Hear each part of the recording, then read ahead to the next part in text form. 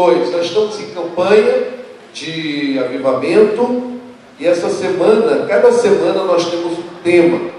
E esse tema que nós vamos cuidar essa semana, trabalhar em cima dele nessa semana, é despertando. O avivamento nos desperta. O avivamento ele traz um despertamento no meio da igreja, no meio do povo de Deus. E essa semana o nosso enfoque é despertando para o serviço na sociedade. E aí, levando também para essa questão que servir a sociedade é deixar as marcas de Cristo na sociedade, onde quer que nós estejamos.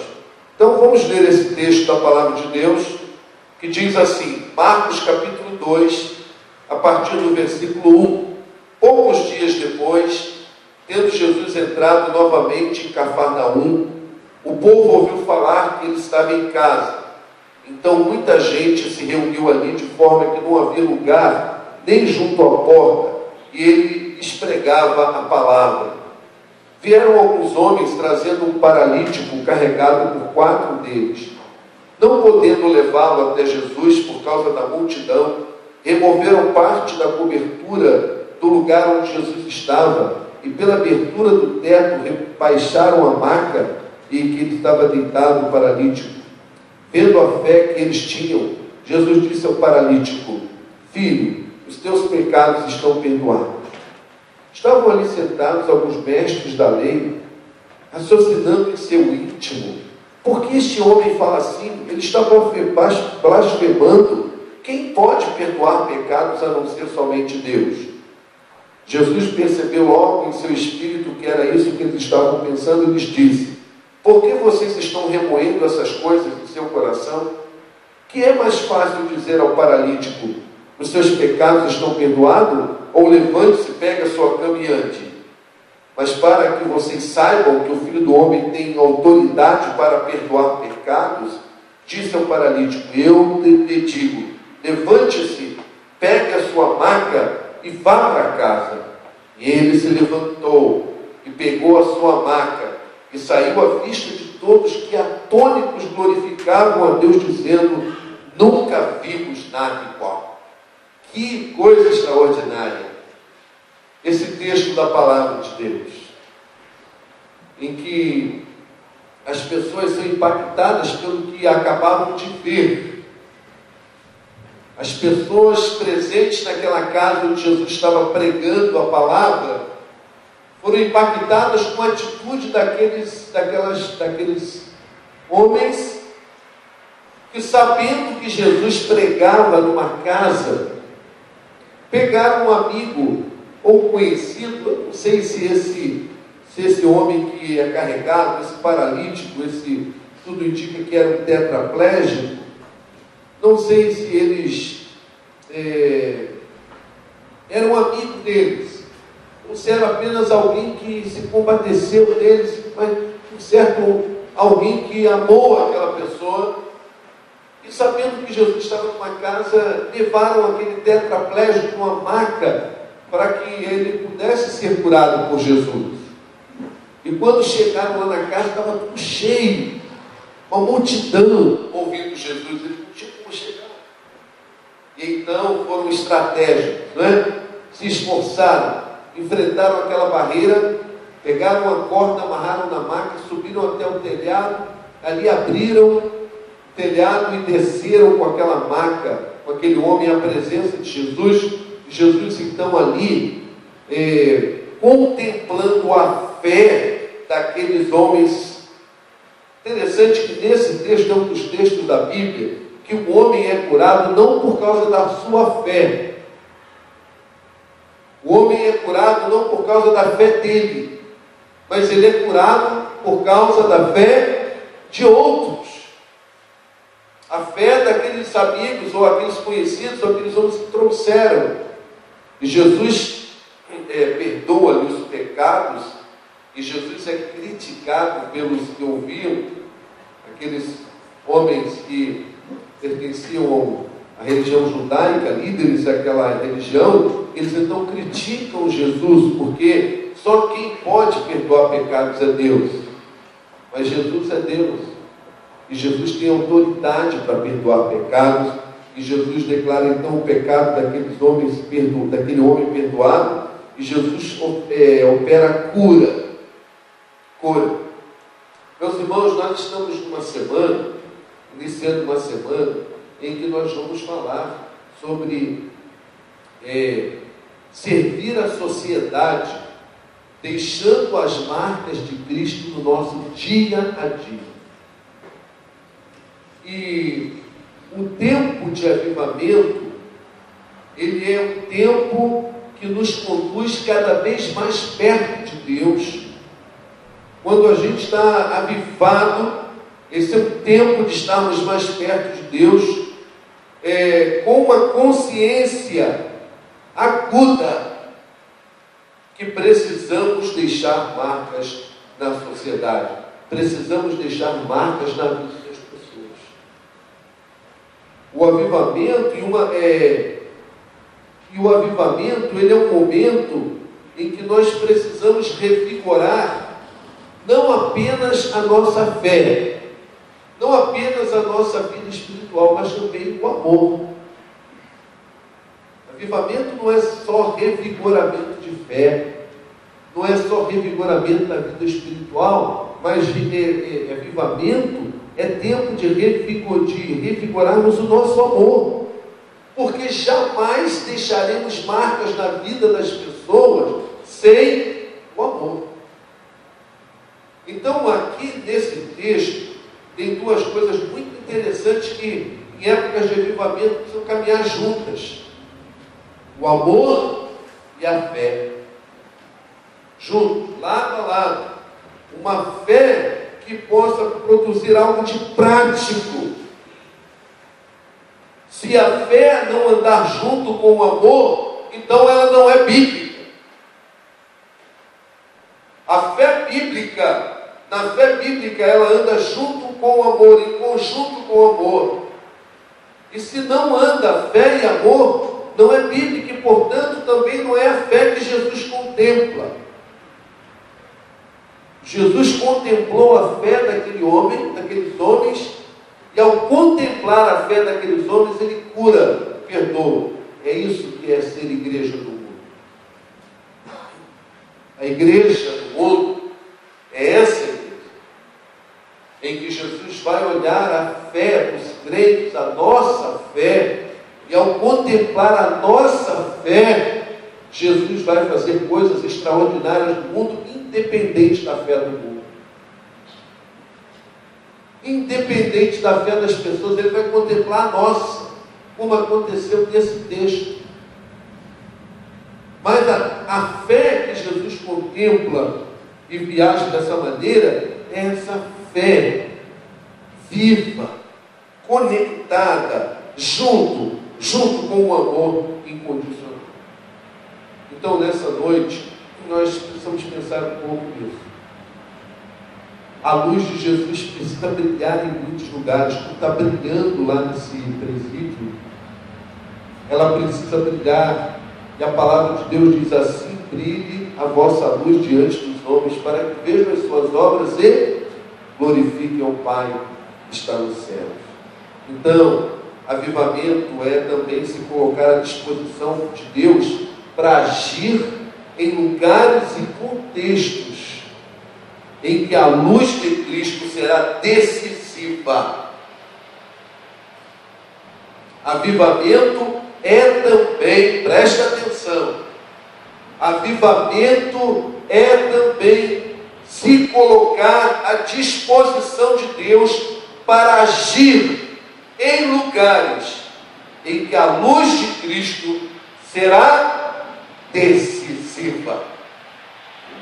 Vocês acham que com aquela estrutura que vocês viram ali, alguém, se depender daquela estrutura, entra ali bandido e sai menos bandido? Você acha que alguém que entra num lugar como aquele ali, revoltado, sai dali mais revoltado ou menos revoltado? Então, num lugar como esse e muitos outros lugares, lugares, a luz de Cristo é decisiva. Ou a luz de Cristo entra ali, ou essas pessoas não serão restauradas. Mas não é só lá. Tem lugar, tem coisas no seu trabalho, na sua escola, que a luz de Cristo será descida. Avivamento genuíno só é possível quando nós, os filhos de Deus, imprimimos em nossas vidas, em nossos negócios, as marcas que o Espírito Santo produziu nas nossas vidas.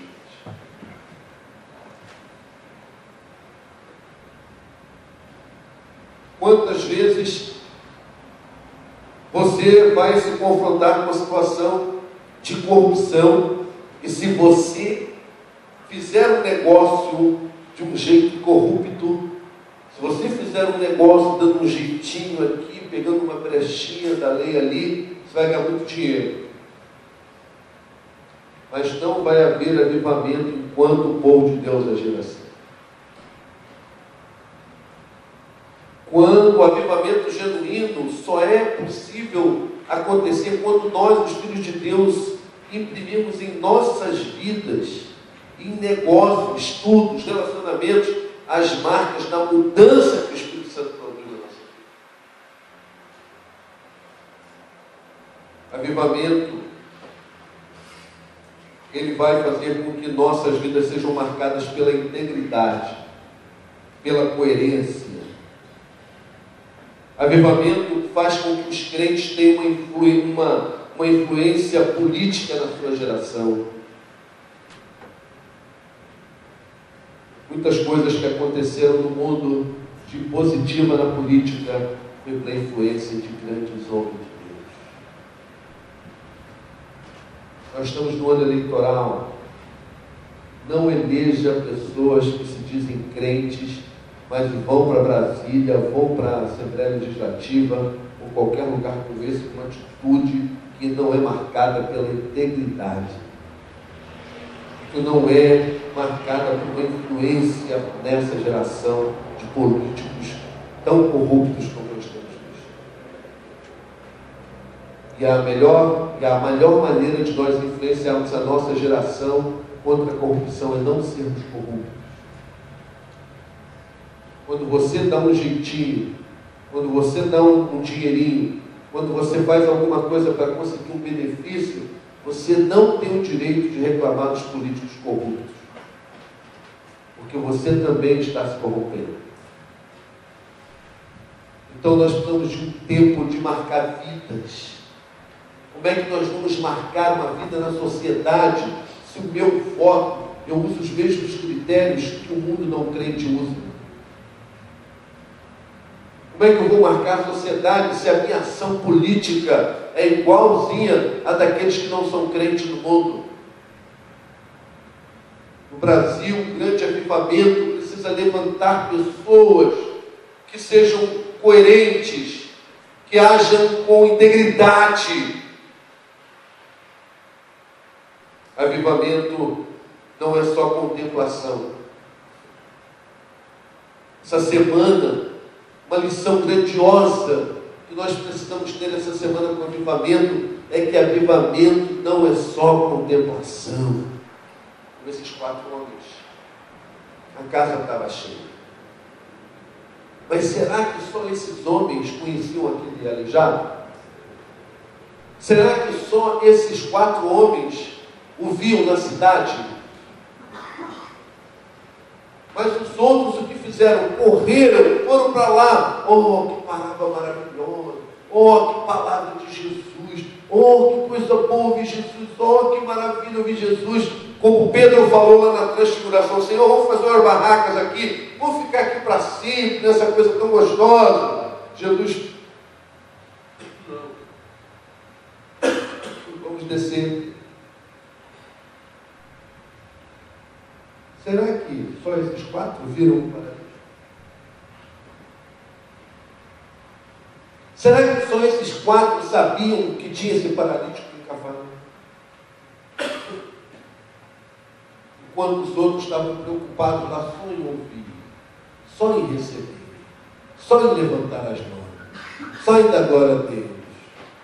Esses 4 marcam a sociedade e marcam aquela vida, porque cristianismo é muito mais do que contemplação. Nós vivemos um cristianismo contemplativo, cristianismo em ação. O avivamento não é só revigorar o espírito, mas é revigorar o amor. O amor que nos leva a nos comovermos com as necessidades dos outros. Comoção é aquele sentimento forte. Comoção é aquela emoção que nos abala.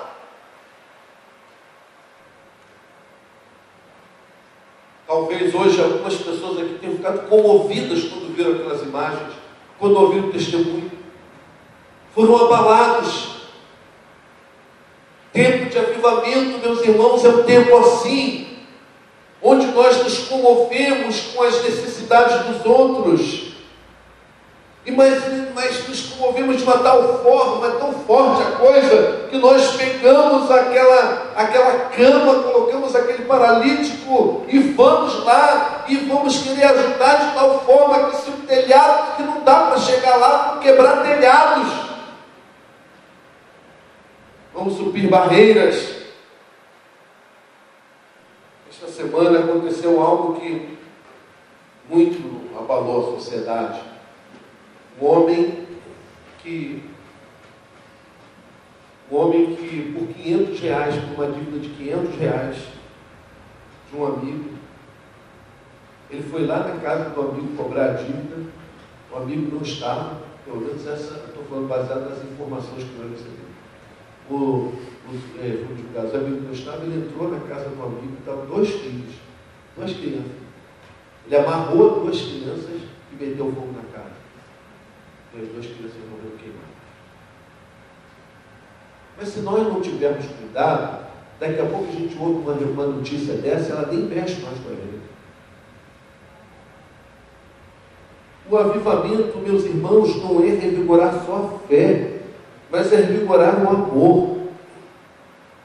No nosso livro, nós tivemos a experiência de George Miller. George Miller foi um homem que viveu na Inglaterra, no século XIX. Esse homem queria ir para missões. Ele queria ser um missionário. Mas com a Revolução Industrial, junto com a Revolução Industrial, veio a exploração industrial, onde as pessoas trabalhavam 18 horas por dia, e com isso muitas crianças naquela época foram largadas nas ruas da Inglaterra. E esse homem então falou: poxa, mas eu vou para tão longe, e essas crianças aqui, ele então começou a investir naquelas crianças. Aquilo impactou de tal forma que eu quero ler aqui no livro, da nossa campanha, para não errar os dados, não quero errar esse dado para vocês,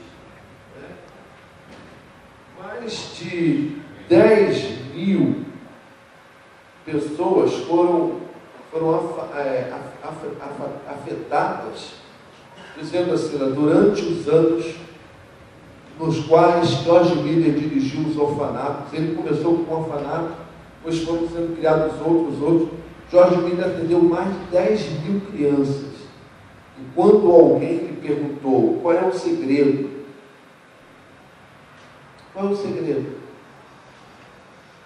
E aí tem uma frase famosa de George Miller, quando ele diz: houve um dia em que eu morri. Morri completamente. Morri para George Miller. Morri para as minhas opiniões. Morri para os meus gostos. Morri para as minhas vontades. Morri para o mundo. Morri para a aprovação do mundo. Morri para a censura do mundo. Morri até para a aprovação de meus irmãos. Desde então tenho procurado ser aprovado somente por Deus. E ali então aquela grande obra extraordinária feita, aquele homem colocou no coração que nunca pediria ajuda a ninguém. Que Deus mandaria todos os recursos, nunca faltaram recursos. Marcou seu tempo, marcou a sua sociedade. E esse texto aqui nós vimos que muitas necessidades nós podemos ajudar sozinhos, mas há outras que só com a comunidade. E isso é uma lição preciosa para a igreja. O maior equívoco que você pode cometer na sua vida é não querer viver em comunidade. Foram 4. Um só não conseguiria pegar aquele paraplégico sozinho e chegar com ele na presença de Jesus. Um só não conseguiria subir o telhado, mas 4 vieram. Então nós precisamos entender, meus irmãos, que há coisas que nós precisamos fazer juntos. Há coisas que nós só conseguiremos fazer juntos. Nós precisamos, como igreja, entendermos isso para pedir a Deus nessa campanha que o nosso amor como igreja seja revigorado, para que o nosso egoísmo seja quebrado, anulado, deixado, para que nós possamos, como igreja, fazer aquilo que só um irmão não vai poder fazer. Eu pergunto, o que vamos fazer? Quais são as ações que essa cidade precisa da nossa igreja?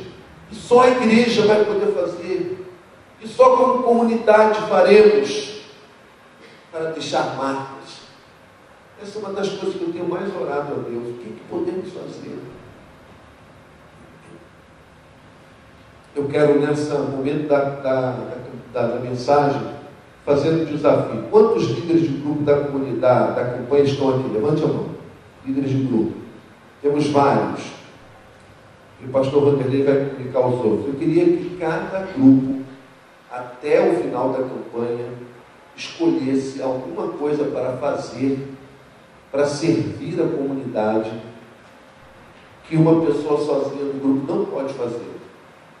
Mas que o grupo vai fazer, show. Cada grupo vai fazer isso. Até o dia 8 de julho, vai fazer algum ato na sociedade, junto, o grupo vai fazer. Amém? E eu quero depois ouvir os testemunhos. Vocês topam? Amém? Então, nós precisamos entender isso. Aqui nesse texto bíblico está um grupo que me incomoda muito essa parte do versículo, quando diz assim: o povo ouviu falar que Jesus estava em casa. E o povo todo foi para lá. Mas alguém não apenas ouviu falar que Jesus estava na casa, mas ouviu a necessidade de alguém que estava na rua.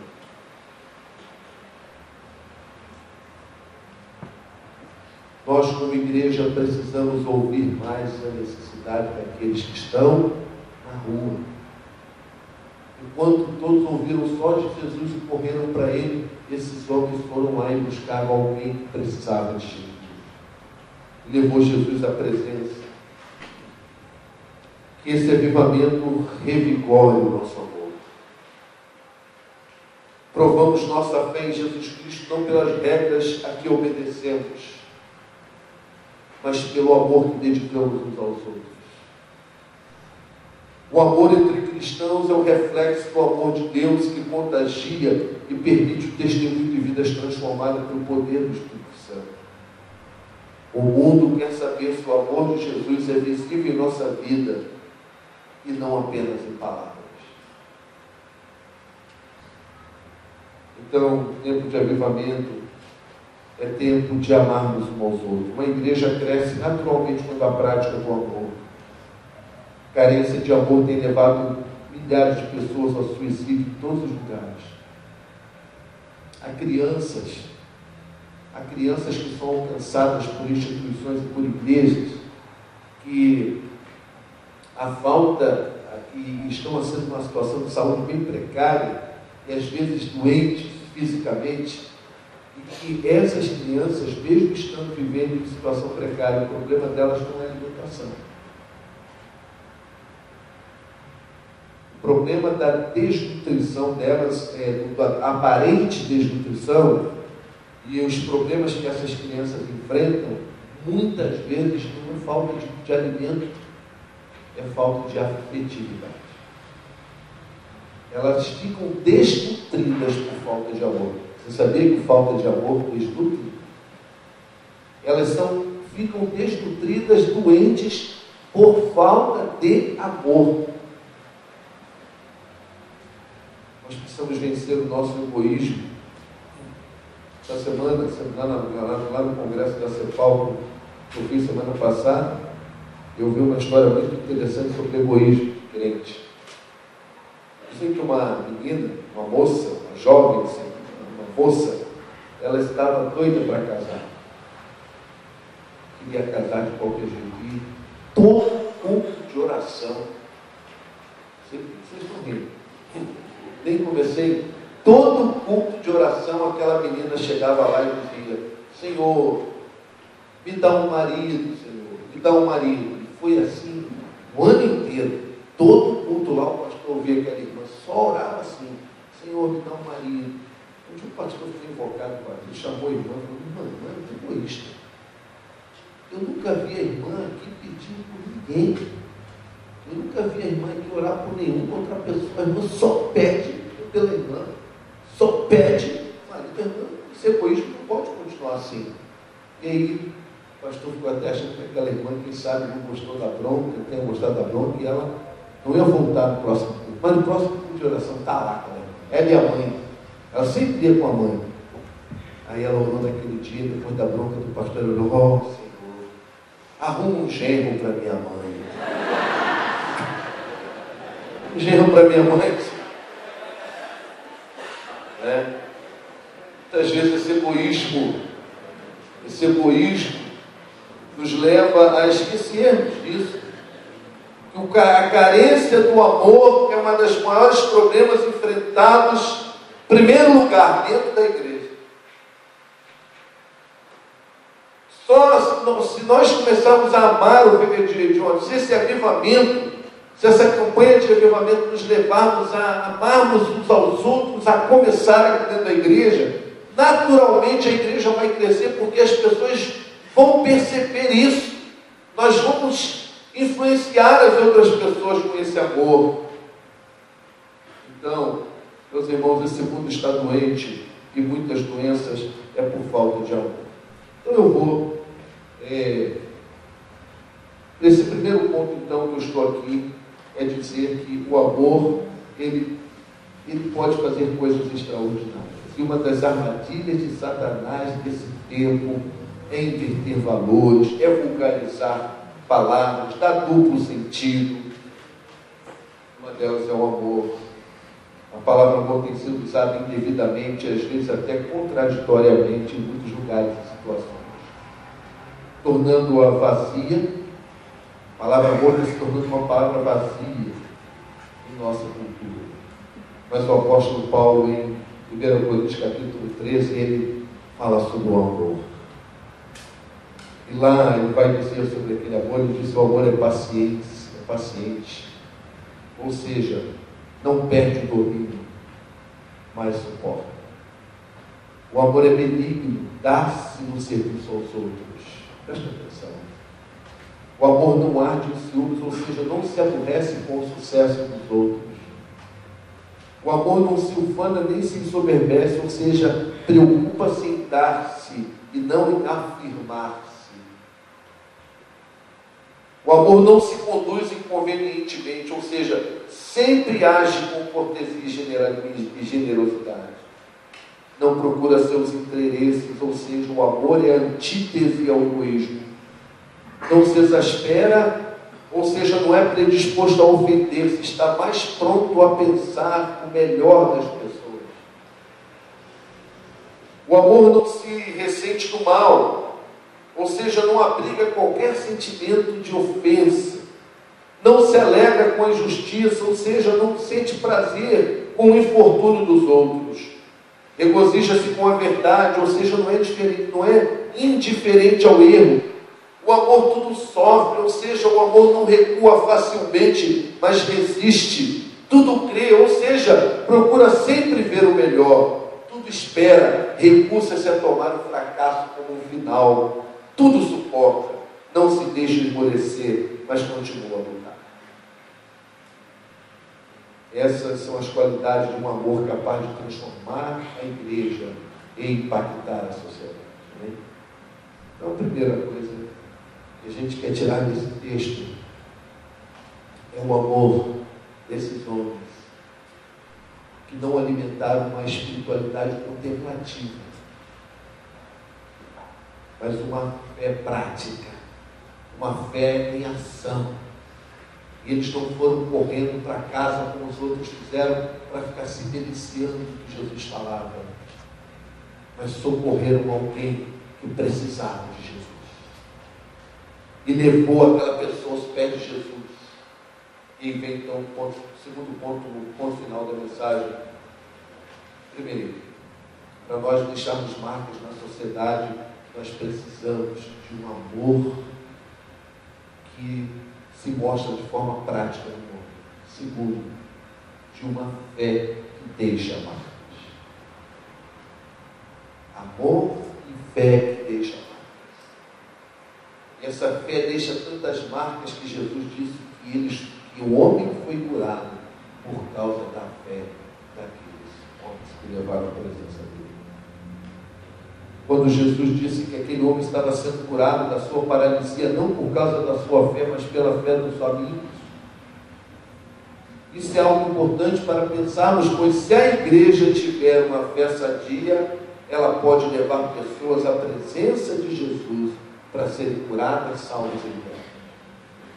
Esses homens, esses 4 homens que carregaram, eram mais, mas só 4 carregaram, eles representam a igreja, eles são a igreja. A igreja precisa ter um amor tão grande reinando nela e uma fé tão robusta, revigorada, que foram capazes de crer. Não foi só o amor, não é apenas o amor. Junto com o amor precisa estar a fé, porque eles tiveram amor por aquele homem e tiveram fé para crer que se levassem aquele homem até Jesus, ele seria curado, ele seria salvo. Ninguém se cura uma igreja que trabalha conjunto fé e amor, amor e fé, fé e amor, amor e fé. Ninguém segura um crente assim, bem? Nada detém um crente assim. E aí, o problema é que a nossa fé não tem deixado marca, sabe por quê? Presta bem atenção no que eu vou lhe falar. Olha para mim. O problema é que hoje é que a fé tem sido tratada como algo apenas no campo conceitual e no campo místico e não no campo prático. A fé, ela não pode ser tratada só no campo místico, no campo conceitual, mas ela tem que ser tratada no campo prático. A igreja faz afirmações sobre a fé, faz declaração de fé, mas não vive essa fé de forma prática e visível em direção ao próximo. Vou repetir. A igreja faz afirmações sobre fé, faz declarações de fé, mas não vive essa fé de forma prática e visível em direção do próximo. Nós precisamos de uma fé que deixe marcas, uma fé que não abre mão das boas obras para a salvação, uma fé que não abre mão de praticar boas obras. As boas obras não salvam, mas as boas obras glorificam o nome de Deus. Eu não serei salvo por boas obras, mas as boas obras glorificam o nome do nosso Deus no mundo. Então, meus irmãos, encerrando, eu quero dizer que uma fé, nós temos uma fé que produz a compaixão. Avivamento é esse tempo de revigorarmos essa fé, essa fé que produz compaixão. Avivamento vai que nos leve a nos produzir em nós uma fé que reconheça o poder de Jesus e a palavra de Jesus. Jesus estava fazendo o que naquela casa? O que Jesus estava fazendo? O que diz o texto? Jesus estava pregando a palavra. Mas espera aí, se Jesus está só pregando a palavra, por que eles levaram o homem para lá, aquele tetraplégico? É porque nós precisamos de uma fé. Nós precisamos desse tempo, e que esse avivamento produza isso, reconheça o poder de Jesus e a palavra de Jesus. Duas coisas ali, eles sabiam que poderiam abençoar aquele homem: a palavra de Jesus e o poder de Jesus. Você que entrou nesse santuário nessa noite, você está aqui nesse lugar ouvindo a palavra de Jesus, mas você precisa também se apropriar do poder de Jesus. Esse mesmo Jesus que perdoou o pecado desse homem no texto, e aqueles homens levaram ele à presença de Jesus. Eu não sei quem trouxe você aqui, eu não sou Jesus, ninguém aqui é Jesus, mas Jesus está nesse lugar. Através do Espírito Santo, Jesus está falando aqui. Eu não sou Jesus, mas Jesus fala por mim. Jesus fala através de mim, fala através de você, fala através dos filhos deles que estão no mundo. E hoje, se você entrou aqui nesse santuário, saiba que você pode desfrutar da palavra de Jesus que está sendo agora pregada para você. Mas você também pode desfrutar do poder de Jesus. Primeiro, para perdoar os teus pecados, como Jesus perdoou o pecado desse homem. Porque o pecado, a maior doença daquele homem não era o fato dele ser paralítico. A maior doença era o pecado. Porque a doença dele não afetava a eternidade dele. Ia sofrer enquanto aqui nesse planeta. Mas pior era a doença que faria com que ele sofresse na eternidade. E o pecado, ele é essa doença que afeta a nossa vida aqui, mas o que é pior, ele afeta a nossa vida na eternidade. E Jesus então tem poder. O texto diz que Jesus tem autoridade para perdoar pecado. Boas obras não perdoam o nosso pecado. Tem gente que quer apagar os pecados fazendo boas obras. Uma das maiores mentiras religiosas pregadas no mundo é a mentira de que a caridade salva, que a caridade apaga pecado. Isso é uma mentira. Só quem apaga pecado, só quem perdoa pecado é Jesus Cristo. Só Jesus Cristo tem poder para perdoar nossos pecados. E a Bíblia diz que todos pecaram. Todos. Aquele tetraplégico era um pecador. Eu sou um pecador. Você é um pecador. Só que eu, assim como aquele tetraplégico, depois que foi perdoado, agora eu sou um pecador perdoado por Jesus. Jesus tem poder para perdoar o seu pecado. Jesus tem poder para mudar a sua vida. Jesus tem poder para transformar a sua vida. Jesus tem poder para fazer de você uma nova pessoa. Jesus tem poder para transformar o seu temperamento. Jesus tem poder para transformar a sua personalidade. Jesus tem poder para transformar tudo que precisa ser transformado na sua vida. Jesus tem poder para transformar nossos sentimentos. Mas o principal é que Jesus tem poder para nos dar um novo coração, uma nova vida. Jesus perdoa pecados. Então aquela verdadeira fé reconhece a palavra e o poder de Jesus. Palavra e o poder. Por isso levaram aquele homem lá, para ouvir a palavra e desfrutar do poder. Você hoje está ouvindo a palavra, mas também pode desfrutar do poder. A verdadeira fé não desiste dos obstáculos. A verdadeira fé, aqueles homens movidos por um amor verdadeiro, mas também por uma fé verdadeira, e quando eles se depararam com um obstáculo, o que a fé fez? Superou o obstáculo. Ninguém deixava passar, porque eles falavam: acontece homem na presença de Jesus, vamos pelo telhado. A verdadeira fé supera obstáculos. Eu não sei, você que está aqui, ou você que é um crente em Jesus, quais são os obstáculos que você está enfrentando para chegar diante de Jesus. Como crente, você já é um salvo.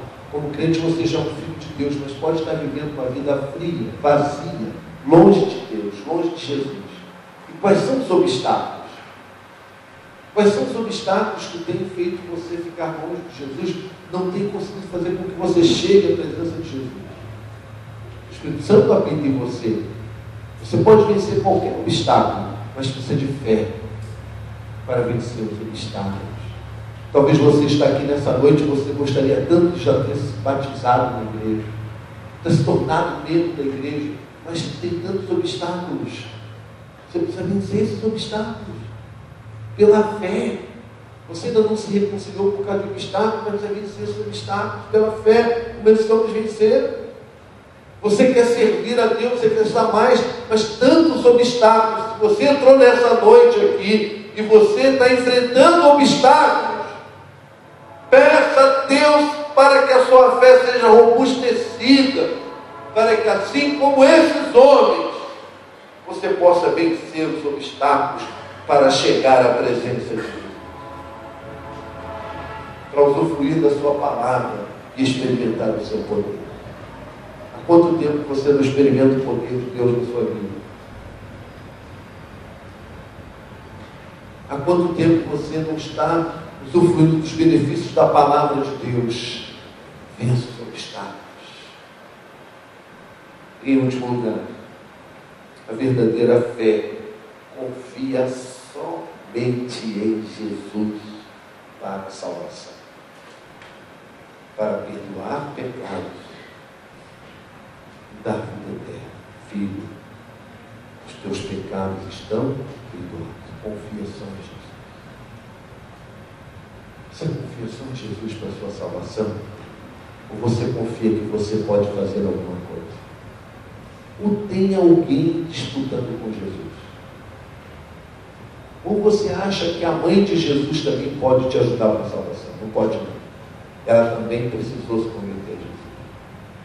Ela também precisou se tornar filha de Deus através de Jesus. Você pensa que tem alguma outra força que possa trazer salvação para você? Não cometa esse equívoco. Esse equívoco pode trazer consequências terríveis para a sua vida. Confie somente em Jesus. Mas eu sou uma pessoa muito boa. Eu só ando fazendo bem. Você está confiando em você? Está confiando nas suas obras? Confie apenas em Jesus. Tempo de avivamento é tempo de revigorar o amor.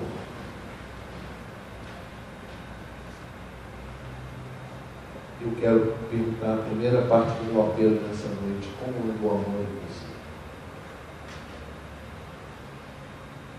Essa semana, quantas vezes você estendeu a mão para alguém? Essa semana, quantas vezes você pensou na necessidade de alguém? Essa semana, quantas pessoas você ajudou? Quantas pessoas você tem ajudado? Em que você tem investido sua vida, seu tempo, seu dinheiro? Nós não vamos deixar marcas neste mundo sem uma fé que produza amor. Uma fé que nos leve a amar o próximo que nós vivemos. Amar a Deus e amar o próximo. Como é que anda? A nossa fé tem andado mais contemplativa? muito contemplativa, mas sem ação prática no mundo. O que eu vou pensar agora para chegar lá para mim mesmo? O que eu posso fazer para que a minha fé seja uma fé prática no mundo e eu deixe marcas? O que o meu grupo pode fazer? O que a minha igreja pode fazer? O que você tem feito? Como é que o teu amor está refletindo nas tuas orações? Quando você ora, quantos por cento da tua oração é pelos outros? Quantos por cento da tua oração é pela obra? Quantos por cento da tua oração é altruísta? Deixa marcas na sociedade. Tem que pedir que o avivamento revigore o nosso e revigore uma fé que não seja algo simplesmente de uma reflexão teórica, mística, mas uma fé que realmente nos leve a crer de uma forma tão extraordinária na palavra de Deus e no poder de Deus. Nós vamos crer de uma forma tão extraordinária em Jesus, no que a sua palavra, o seu poder pode produzir, que nós vamos ficar realmente com aquele desejo de que todas as pessoas possam se apropriar dessa palavra e desse amor. E vamos procurar nos sensibilizarmos com as necessidades dos outros e fazer com que outros possam também se apropriar. Que Ele nos abençoe. Amém? Vamos ficar.